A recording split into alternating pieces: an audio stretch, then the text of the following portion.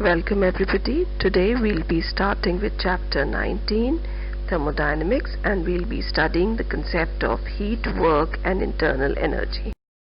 Thermodynamics is a branch of science that deals with the concepts of heat, temperature and the interconversion of heat and other forms of energy.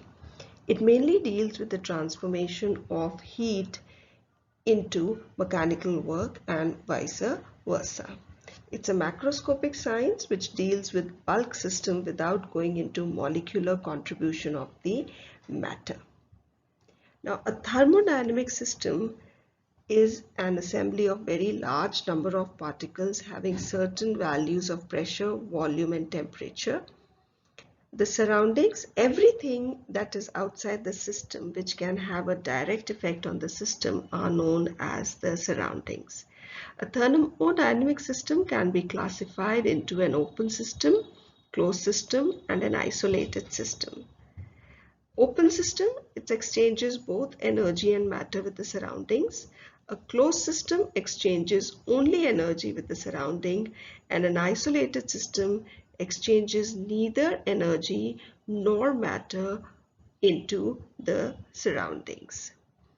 There are three thermodynamic variables, pressure, volume and temperature, which help us to study the behavior of thermodynamic system. Equation of state for a thermodynamics is the relation between pressure, volume and temperature of a thermodynamic system. For example, the equation of state for an ideal gas is written as PV equal to nRT. Two systems are said to be in thermal equilibrium with each other if they have the same temperature. That is, there is no exchange of heat energy between them. Zeroth law of thermodynamics. It states that if two systems A and B are separately in thermal equilibrium with the third system C, then A and B are also in thermal equilibrium with each other. The zeroth law of thermodynamics implies that the temperature is a physical quantity which has the same value for all the systems which are in thermal equilibrium with each other. So if TA is Tc and Tb is Tc, that is temperature of A is equal to C and B is also equal to C, then the temperatures of A and B are in thermal equilibrium. So the concept of temperature follows from the zeroth law of thermodynamics. Let us consider the other terms involved in thermodynamics like heat, internal energy. Now, the heat is defined as the energy in transit. The word heat is used only if there is a transfer of heat energy from one system to another due to the temperature difference between the two of them.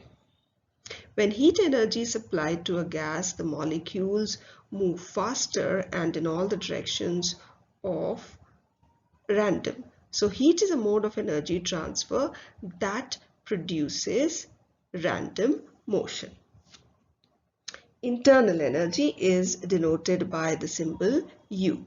The internal energy of a system is the sum of molecular kinetic and potential energies in the frame of reference.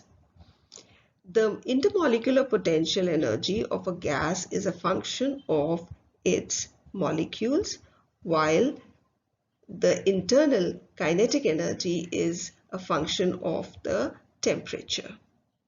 The internal energy does not include the overall kinetic energy of the system as a whole.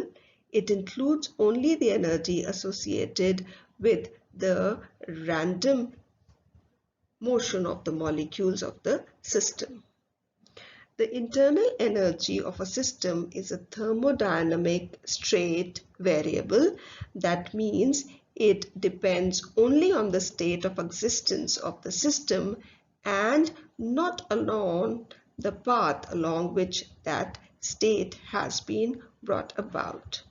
Thus, internal energy depends only on the state described by the values of pressure, volume, and temperature. For an ideal gas, as there is no molecular force of attraction, so the gas does not possess intermolecular potential energy. Thus, its internal energy is just the sum of kinetic energy associated with the motion of the molecules, or we can say the internal energy of an ideal gas is wholly kinetic in nature and depends on the temperature only. The sign convention used is the heat absorbed by a system is positive and heat given by the system is negative. Work done by a system is positive and work done on a system is negative. Done during expansion. Now let us consider a gas contained in a cylinder of cross-sectional area and provided with a frictionless movable piston.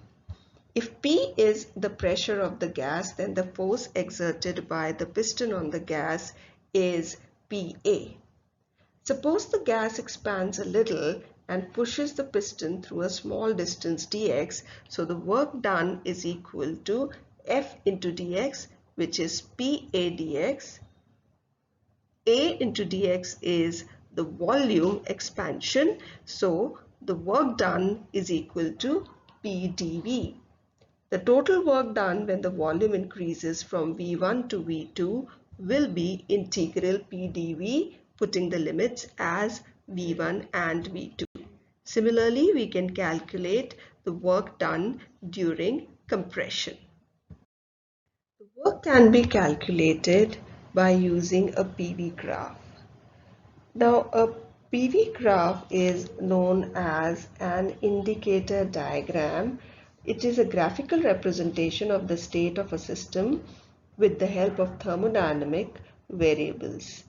A graph drawn between the pressure and volume of a gas under the thermodynamic operations is called as a PV diagram. Now, if you see here, the first graph represents the process of expansion as the volume increases from V1 to V2, while the second graph shows compression from the state A to B as the volume decreases from V1 to V2. The third graph represents the process where the pressure is constant.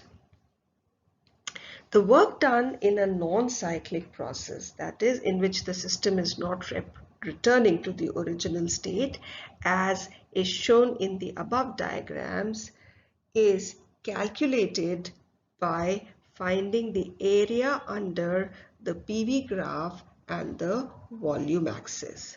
For a cyclic process, that is the process in which the system returns to its initial state after undergoing a series of changes, the work done is calculated by finding the area of the loop representing the cycle. If the loop is traced in the clockwise direction and the expansion lies above the compression curve, then the work done is by the system as the area of the loop will be positive. And if the loop is anti-clockwise, in that case the work done is negative. Now in the graph that we have here, the resultant work is for a cyclic process and therefore it is going to be positive.